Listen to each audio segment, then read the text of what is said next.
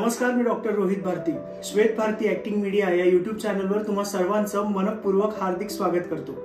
मित्रांनो, श्वेत Bharti acting media तुमच्यासाठी घेऊन आले एक नवीन कार्यक्रम, प्रवास प्रतिभावंतांचा. या कार्यक्रमातील एक विशेष सेगमेंट ज्यामध्ये आपण करणार आहोत सन्मान नवदुर्गांचा. तर यामध्ये आपल्याला धुळे जिल्ह्यातील अनेक कर्तृत्ववान स्त्रियांचा परिचय होणार आहे. चला तर मग आज आपण भेटणार आहोत या नवदुर्गांपैकी पहिल्या दुर्गेला. आज आपल्या सोबत आहेत धुळे जिल्ह्यातील त्याचबरोबर समस्त महाराष्ट्रामध्ये गाजलेलं असं नाव ज्या सर्वोत्कृष्ट निवेदिका आहेत. आमंत्रित करीत आहोत पूनम बेडसे मॅडम यांना. नमस्कार मॅडम. नमस्कार. तुमचं खूप मनपूर्वक स्वागत आहे आमच्या या यूट्यूब चॅनलवर. आणि सन्मान नवदुर्गांचा या कार्यक्रमामध्ये तुमचा सन्मान करताना, तुमची मुलाखत घेताना आम्हाला विशेष आनंद होतोय. पूनम बेडसे मॅडम या धुळे आकाशवाणीच्या एक सर्वोत्कृष्ट निवेदिका आहेत. त्याचबरोबर सूत्रसंचालनामध्ये अनेक वर्षांपासून त्यांची कारकीर्द ही समस्त धुळे जिल्ह्याला माहिती आहे. त्याचबरोबर आता महाराष्ट्रात सुद्धा अनेक ठिकाणी त्यांचे सूत्रसंचालनाचे कार्यक्रम होत असतात. चला तर मग जाणून घेऊया त्यांचा हा प्रवास त्यांच्याकडूनच. या मुलाखतीमध्ये पुढे जाताना मला हे जाणून घ्यायला नक्की आवडेल की आतापर्यंतचा तुमचा हा सूत्रसंचालनाचा प्रवास आहे, याची एकंदरीत सुरुवात कशी झाली?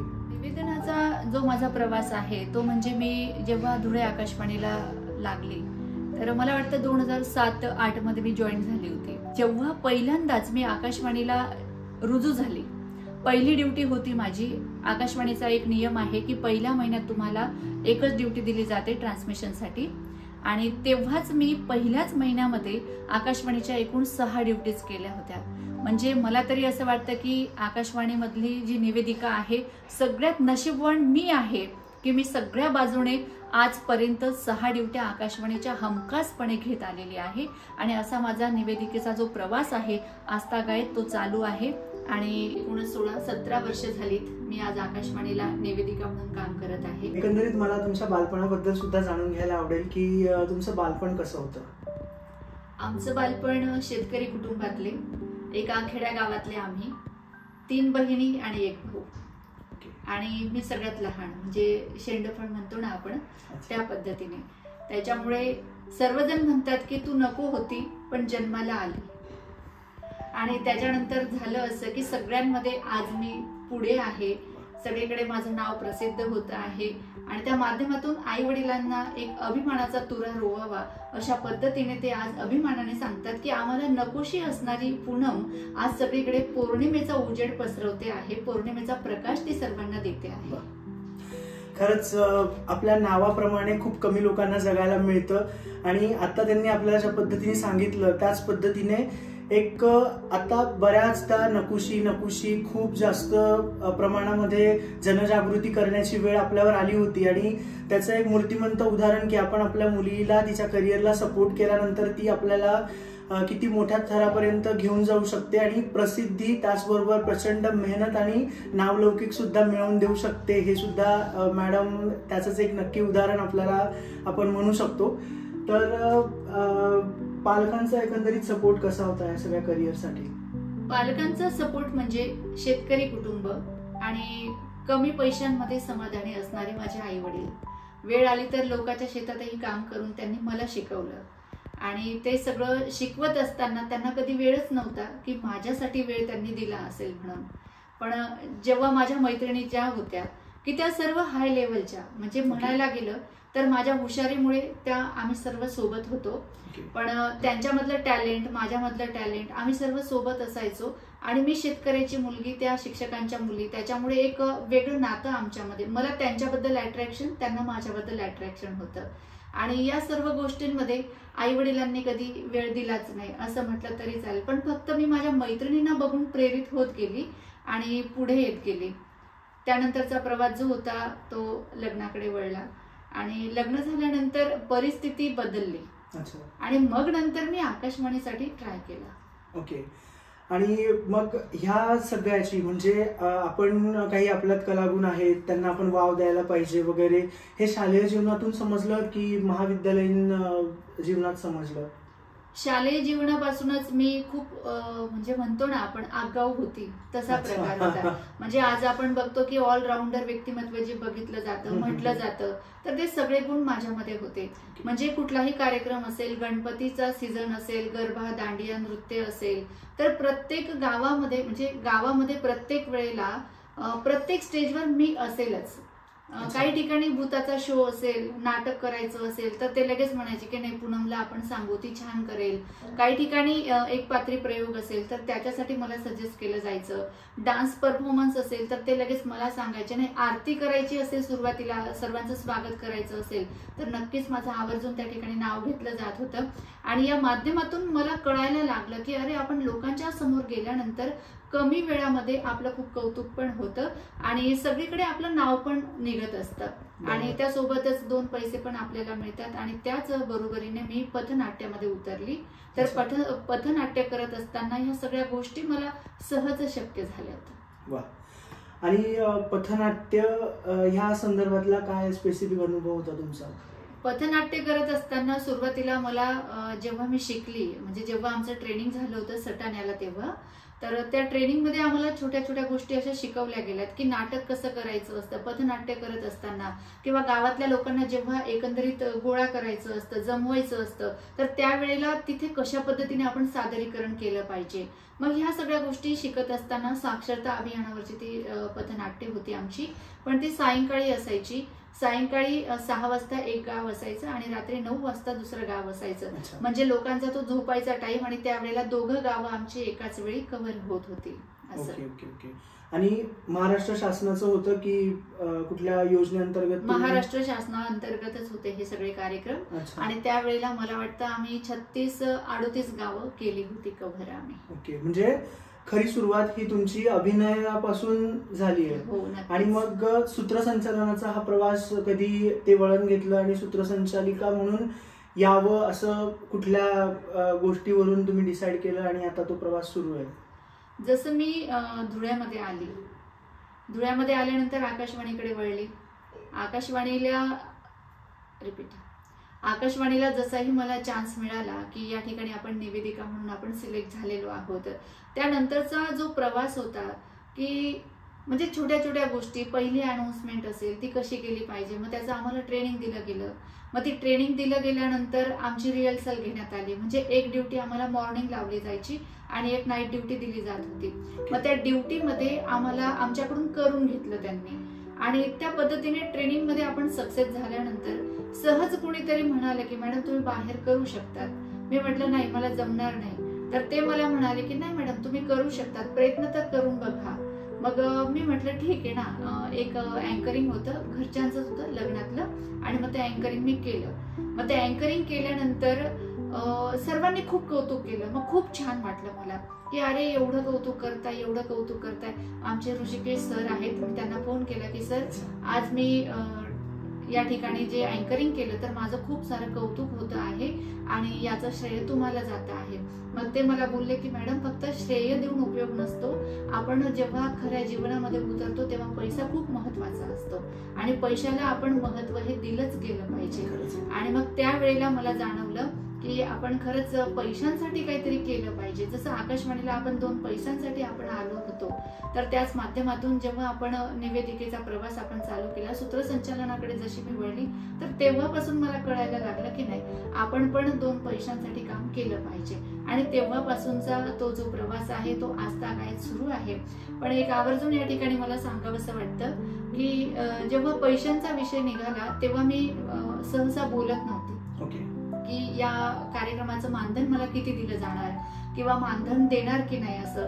पण मग जेव्हा मी त्या सरांना सांगितलं की सर मला अशा पद्धतीने त्यांनी कौतुक केलं तर तेव्हा सरांनी मला एकच शब्द सांगितला, मॅडम कौतुक आणि पोट भरत नसतं, पोट भरण्यासाठी पैसा महत्वाचा असतो. त्याच्यामुळे तुम्ही पैशाकडे फोकस करा आणि बाकीच्या गोष्टी करा. नाही बरोबर आहे. म्हणजे कला क्षेत्रात काम करतानाच अतिशय योग्य असं सत्य या ठिकाणी मॅडमांनी सांगितलं. छोट्या एका मंचापासून त्यांची झालेली सुरुवात, पाठीशी कुणी नसताना फक्त कलेवरची निष्ठा त्यांना आज एक प्रसिद्ध सूत्रसंचालिका म्हणून मिळालेल्या प्रसिद्धीमध्ये सांगून जाते.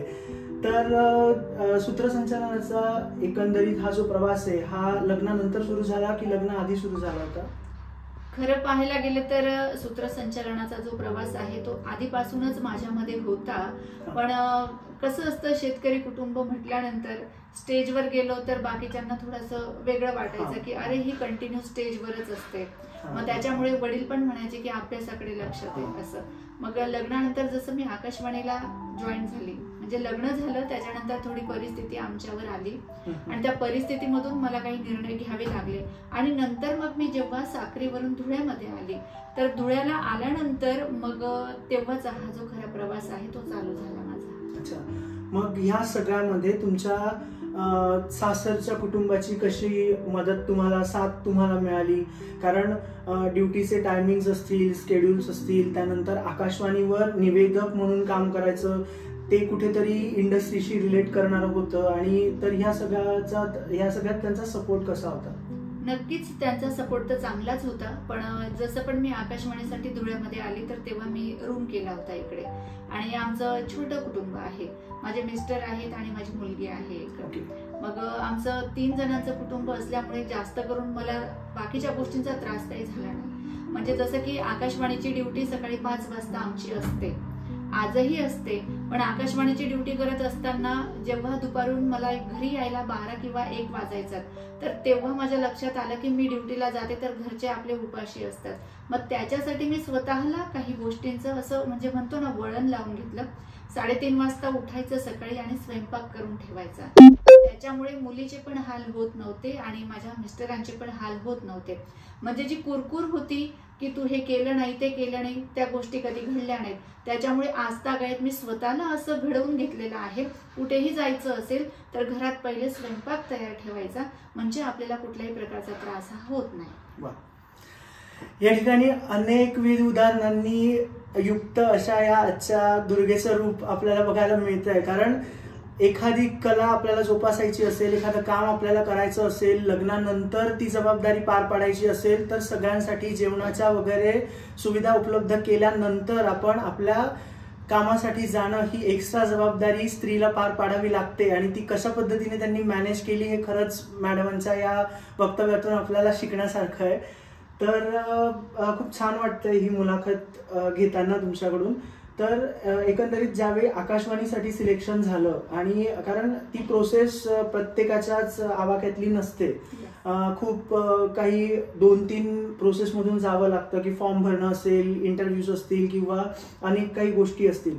आणि इतक्या वर्षांपासून फक्त आकाशवाणीवर अँकरिंग करणं, ते सातत्याने तुमचा आवाज धुळ्याच्या आकाशवाणी चॅनलला ऐकायला मिळणं किंवा आकाशवाणीला ऐकायला मिळणं, यासाठीचा एक अनुभव किंवा आता तुमच्या फिलिंग्स काय त्याबद्दलच्या, की इतक्या वर्षापासून तुम्ही आकाशवाणीला काम करताय, जो डे 1 कसा होता आणि आजचा अनुभव काय? नक्कीच सांगताना अतिशय आनंद होतो की जेव्हा सुरुवातीला मी आकाशवाणीला आली तेव्हा खूप सारी भीती होती, टेन्शन होतं. असं वाटायचं की पहिली अनाउन्समेंट आपली चुकली म्हणजे आमचे अधिकारी घरी बसून ऑब्झर्व करायचे, त्यांचा पण रेडिओ चालू असायचा, नाहीतर मग आमच्या स्टुडिओमध्ये येऊन ते समोर उभे असायचे आणि म्हणायचे की बोला. मग ते दडपण असायचं मनावर, आणि जर आपलं चुकलं तर हे आपल्याला काढून टाकतील, ही एक मनामध्ये भीती पण होती. पण तेवढ्या कॉन्फिडन्सने आपण बोलत पण गेलो. आणि विशेष म्हणजे आतापर्यंत धुळे आकाशवाणीला जेवढे पण अधिकारी आलेत, सर्वांची नावं मी या ठिकाणी घेत नाही, पण जवळजवळ 2007 पासून आतापर्यंतच्या कालखंडामध्ये जेवढे अधिकारी धुळे आकाशवाणीला लाभलेत, त्या सर्वांनी माझ्यावर एक जबाबदारी टाकत गेलेत की अरे जाऊ द्या ना, ती करून घेईल, चला आपण तिला करू द्या. आणि जेव्हा त्या अशा पद्धतीने माझ्यावर जबाबदारी टाकत गेले ना, मला टेन्शन यायचं की अरे मला नाही जमलं तर काय होणार, माझी ड्युटी जाणार. मग मी जास्त टेन्शनमध्ये यायची. पण नंतर मला कळायला लागलं की हे मुद्दामून आपल्याला अशा पद्धतीने करून घेतायत आपल्याकडून असं. मग त्याच्यामध्ये नानासाहेब पाटील असतील, दळवी सर असतील, सपकाळे सर असतील, म्हणजे असे बरेचशी नावं आहेत की त्यांच्यामुळे आज मी घडत गेली. आणि त्यासोबतच आमचं एक आगळं आणि वेगळं कर्तृत्ववान व्यक्तिमत्व आहे आकाशवाणीचं, की ते सगळ्यांना हवंसं आजही वाटतं. जरी ते आज मुंबईला गेलेले असतील तरी ते आदरणीय यशवंत कवटे सर आमचे लायब्ररी मॅन होते. तर त्यांनी आम्हाला खूप सारं शिकवलं आणि ते प्रत्येक वेळेला एकच म्हणायचे की मॅडम घाबरतात कशाला, सहज जमेल तुम्हाला, करून घ्या तुम्ही असं. आणि अशा गोष्टींमधून म्हणजे कोणीतरी आपल्याला सहज सांगत जातं आणि आपण करत जातो. म्हणजे अशा पद्धतीने तेव्हाचा तो प्रवास होता. आणि आज असं झालेलं आहे, कोणी झोपेतही सांगितलं की पुन्हा उठ, रात्रीचे 2 वाजलेले आहेत आणि तुला ट्रान्समिशन करायचं आहे, तर त्या ट्रान्समिशन मध्ये आम्ही फक्त बसलेलो आहोत. झोपेतही आम्ही तेच बोलू शकतो. 100.5 मेगाहर्ट्झवर आकाशवाणीचं हे धुळे केंद्र आहे. चला तर श्रोते हो, रात्रीचे 2 वाजले, ऐकूयात आपण हिंदी चित्रपट संगीताचा कार्यक्रम. वा, हा आवाज तुम्ही आकाशवाणीवर कायम ऐकत असाल, ही अनाउन्समेंट तुम्ही कायम ऐकत असाल. आकाशवाणी ऐकण्याची खूप लोकांना आवड आहे अजून सुद्धा. तर हा आवाज यापुढे ऐका आणि या आवाजाला कायम सपोर्ट करत राहा. आणि खूप छान वाटलं खरं तर ह्या आमच्या युट्यूब चॅनलचं, या कार्यक्रमाचं भाग्य की ही अनाउन्समेंट आम्हाला लाईव्ह ऐकायला मिळाली. तर कधी तुम्हाला अशा रिक्वेस्ट येत असतील ना की सूत्रसंचालनाचे तुम्ही शिबिर घेऊ शकता, प्रशिक्षण शिबिर वगैरे घेऊ शकता, तर त्याबद्दल तुमचं एकंदरीत काय मत आहे की सूत्रसंचालन हा शिकण्याचा भाग आहे की ते उपजत असावं लागतं, की काय सांगाल त्याबद्दल? कसं असतं, परिस्थिती माणसाला कुठल्याही परिस्थितीमध्ये उभं करत असते. म्हणजे परिस्थिती माणसावर कशी येईल आणि तेव्हा आपल्यामध्ये गट्स काय आहे ते आपल्याला ओळखता पण आलं पाहिजे. पण बऱ्याच वेळेला असं होतं की आपल्यामध्ये उपजत गुण असतील आणि आपण लहानपणी कधीतरी स्वप्न बघितलेलं असतं. लहान असताना मला असं वाटायचं की माझा आकाशवाणीला एकतरी कार्यक्रम झाला पाहिजे. म्हणजे खूप मोठी जिद्द होती माझी की असं वाटायचं अरे मला एकदा तरी आकाशवाणीला माझं काहीतरी यावं, म्हणजे मी काहीतरी बोलावं, काहीतरी मी सादर करावं. आणि तेव्हा जळगाव आकाशवाणी होतं. मग त्यानंतर म्हणजे ती ओढ इतकी मनामध्ये होती आणि ते अशा पद्धतीने माझं लहानपणीचं स्वप्न सक्सेस होईल हे मी कधी बघितलेलं पण नव्हतं. पण त्या गोष्टीला लग्नानंतर म्हणजे माझ्यावर जी परिस्थिती आली त्या परिस्थितीतून मला उभं राहावं लागलं आणि त्या परिस्थितीमधून मी निर्णय घेत असताना आकाशवाणी धुळेकडे वळली. आणि या सगळ्यामध्ये जास्त मोलाचा वाटा आहे तो म्हणजे माझ्या बहिणीचा आणि माझ्या मेहुण्यांचा. त्यांनी ऍक्च्युली गाडीमध्ये जात असताना अनाउन्समेंट ऐकली की आकाशवाणी धुळेला निवेदक आपण भरणार आहोत. आणि एक आहे की जसं इतर जागांसाठी म्हणजे पेपरला बातमी येते वृत्तपत्रामध्ये की इथे जागा भरायची आहे, तिथे जागा भरायची आहे, तर असं आकाशवाणीसाठी कधीच पेपरमध्ये बातमी येत नसते. तर हे फक्त रेडिओवरूनच प्रसारित केलं जातं. आणि त्या माध्यमातून माझ्या बहिणीने ते ऐकलं आणि तिने मला सजेस्ट केलं. मग तिने माझ्या बहिणीच्या म्हणजे बहिणीने तिच्या मिस्टरांना सांगितलं की तुझी बहीण एवढी ऍक्टिव्ह आहे, माझी बहीण ऍक्टिव्ह आहे, तर तिच्यासाठी काही होत असेल तर करता येईल का हो असं. मग त्या माध्यमातून मी ते करत गेली आणि उपजत गुण होते आणि त्याच्यामुळे मी तो निर्णय घेतला की नाही मी करू शकते. म्हणजे मला कळण्यापेक्षा बाकीच्यांना कळतं की अरे हा करू शकतो, याच्यामध्ये आहे, हे खूप महत्वाचं असतं. सपोर्ट करणं खूप महत्वाचं आहे. आणि ह्या एकंदरीत प्रवासामध्ये तुम्ही फक्त सूत्रसंचालन या एकट्या गोष्टीवर डिपेंड न राहता तुमचं कविता क्षेत्रातलं कवयित्री म्हणून असलेलं स्थान सुद्धा खूप महत्वाचं, उल्लेखनीय आहे. त्याचबरोबर स्त्रियांच्या प्रोत्साहनासाठी सुद्धा अनेक पुरस्कार तुम्हाला मिळाले. तर त्या एकंदरीत गोष्टीबद्दल मला काय सांगाल? कवितांसंदर्भातला तुमचा प्रवास देखील जाणून घ्यायला आम्हाला आवडेल. नक्कीच. कविता तर मी आधीपासूनच लिहित होती आणि नंतर जसं माणसाच्या आयुष्यामध्ये वेगवेगळे वळण येत असतात, पण कधीही कोणाजवळ मी व्यक्त केली नव्हती. आणि कविता वाचून दाखवण्यासाठी मला तसं स्टेजही कधी मिळालेलं नव्हतं.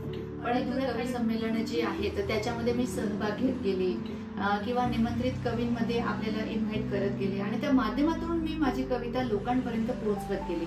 तर असंच एक सांगायला मला अतिशय आनंद होतो की सगळ्यांचा आवडता पाऊस, हा पाऊस जो आहे तो आला म्हणजे मला काहीतरी सुचतं आणि मी लिहित जाते. येस, आणि या वर्षी खूप जास्तच पाऊस, अजूनपर्यंत पाऊसच सुरू आहे, त्यामुळे नक्कीच आम्हाला आवडेल तुमची पावसाळी कविता ऐकायला. म्हणजे कसं असतं की पाऊस येतो, सगळ्यांना हवासा वाटतो, पण बऱ्याच जणांची मतमतांतर वेगळी असतात आणि प्रत्येक जण या पावसामध्ये कधी ना कधी एकदा तरी भेटलेला असतो.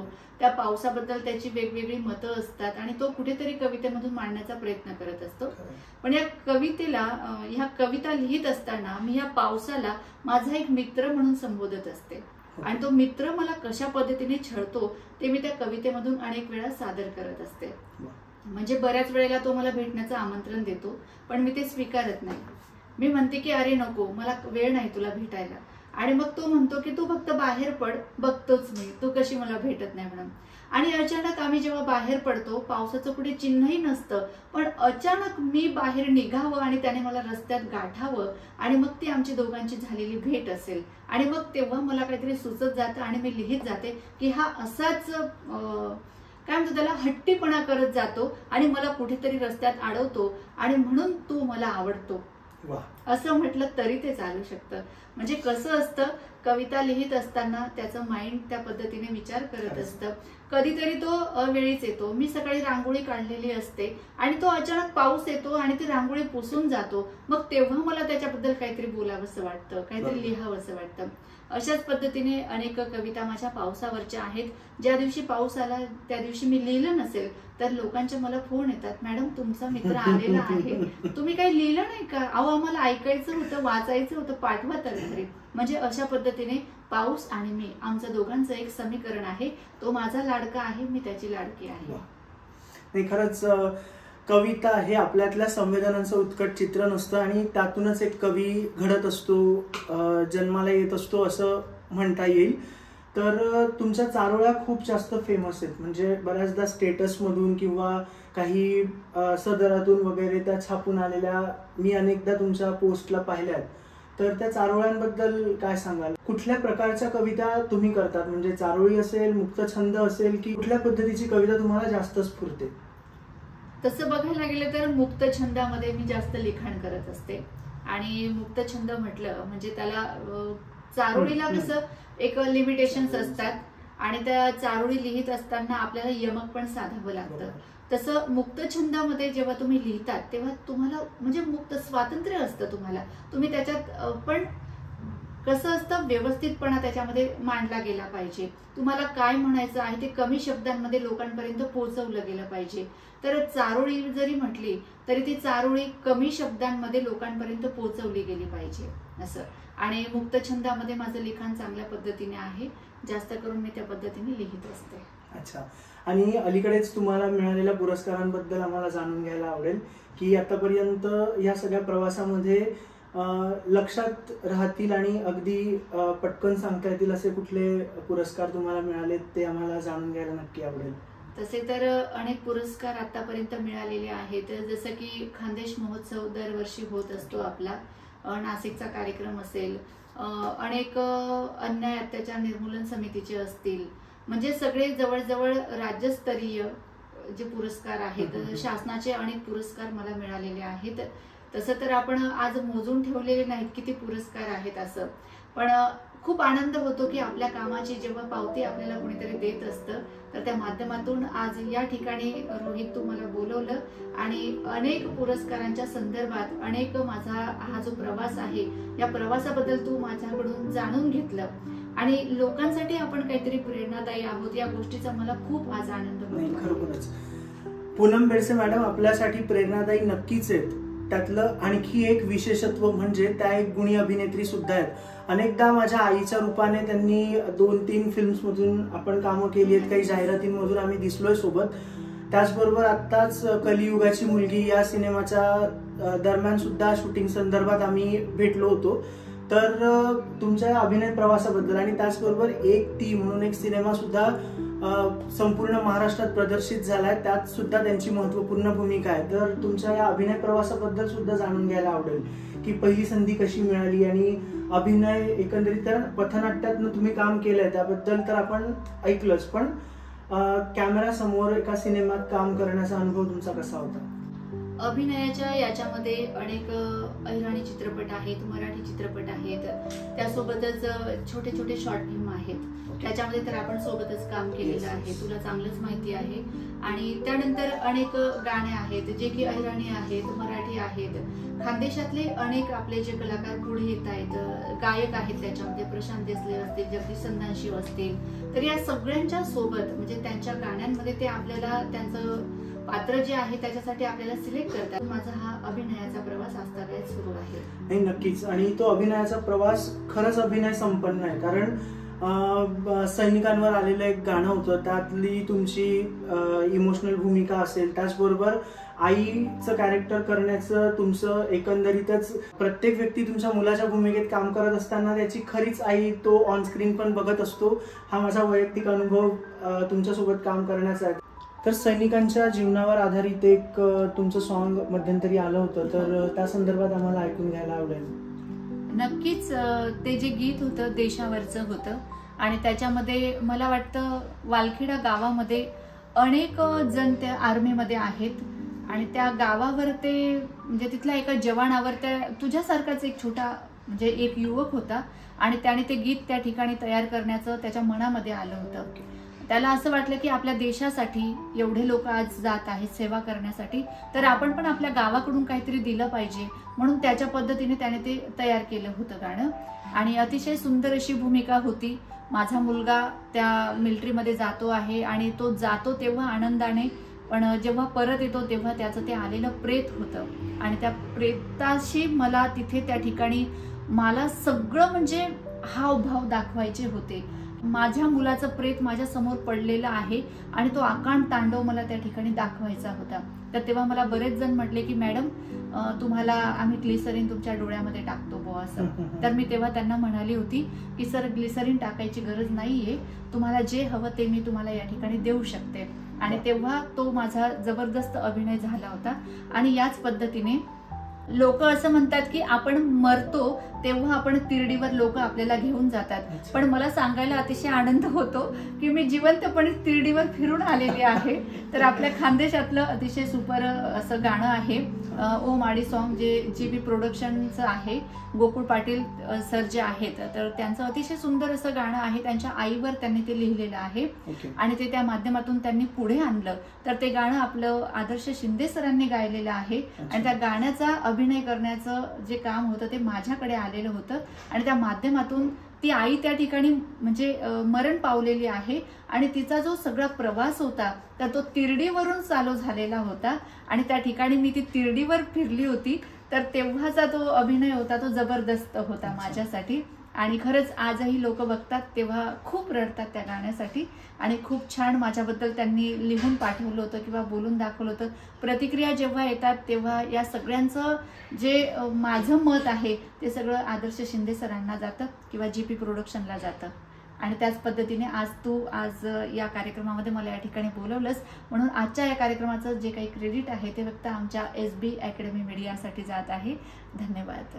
तुमच्या एकंदरीतच या निवेदनाच्या, अभिनयाच्या, लिखाणाच्या या सगळ्या प्रवासाला श्वेत भारती ॲक्टिंग मीडिया या YouTube चॅनलकडून मनपूर्वक आणि हार्दिक शुभेच्छा. तुम्ही वेळात वेळ काढून या ठिकाणी आम्हाला मुलाखत दिली, मुलाखतीसाठी वेळ दिला, त्याबद्दल खरंच श्वेत भारती ॲक्टिंग मीडिया तुमचं मनपूर्वक हार्दिक आभार मानतं. आणि त्याचबरोबर आम्ही तुम्हाला देऊ इच्छितो एक छोटीशी भेटवस्तू. श्वेत भारती ॲक्टिंग मीडिया या YouTube चॅनलला या सन्मान नवदुर्गांच्या या कार्यक्रमामध्ये तुम्ही मुलाखतीसाठी वेळ दिला आणि एवढी सुंदर मुलाखत आम्हाला दिली, त्याबद्दल खरंच श्वेत भारती ॲक्टिंग मीडियातर्फे तुमचं मनपूर्वक आभार. आणि ही फुल ना फुलाची पाकळी म्हणून भेटवस्तू मी स्वीकार करा अशी मी विनंती करतो. धन्यवाद. आणि खूप छान वाटलं आज रोहितने मला आजच्या या कार्यक्रमामध्ये या ठिकाणी आमंत्रित केलं. खरं तर रोहित, तू एक डॉक्टर आहेस आणि डॉक्टरी करत असताना म्हणजे या क्षेत्राकडे तू वळलेला आहेस, हे तुझं आवडतं क्षेत्र आहे हे मला आधीपासून माहिती आहे. पण आजच्या या कार्यक्रमामध्ये रोहित भारतीने खूप छान म्हणजे नवदुर्गांचा सन्मान या ठिकाणी आयोजित केलेला आहे आणि या माध्यमातून एक एक नवदुर्गा आज तुझ्या माध्यमातून YouTube चॅनलवर पोहोचते आहे. सर्वांपर्यंत तिचा प्रवास जाणून घेण्यासाठी लोक सुद्धा उत्सुक आहेत. असं म्हटलं तरी ते वावगं ठरू नये. खरं तर तुला खूप साऱ्या शुभेच्छा देते आणि या कार्यक्रमाची सांगता करताना आपल्या सर्व महिलांसाठी मी या ठिकाणी 2 ओळी बोलू इच्छिते. जे गाणं ऐकून मी खूप प्रेरित होते आणि म्हणूनच मला आपल्या खास महिलांसाठी या 2 ओळी या ठिकाणी म्हणायच्या आहेत. कोमल है कमजोर नहीं तू, शक्ति का नाम ही नारी है. कोमल है कमजोर नहीं तू, शक्ति का नाम ही नारी है. जग को जीवन देने वाली मौत भी तुझसे हारी है. कोमल है कमजोर नहीं तू. थँक्यू सो मच श्वेत भारतीचे आम्ही मनपूर्वक आभार या ठिकाणी व्यक्त करतो. धन्यवाद रोहित.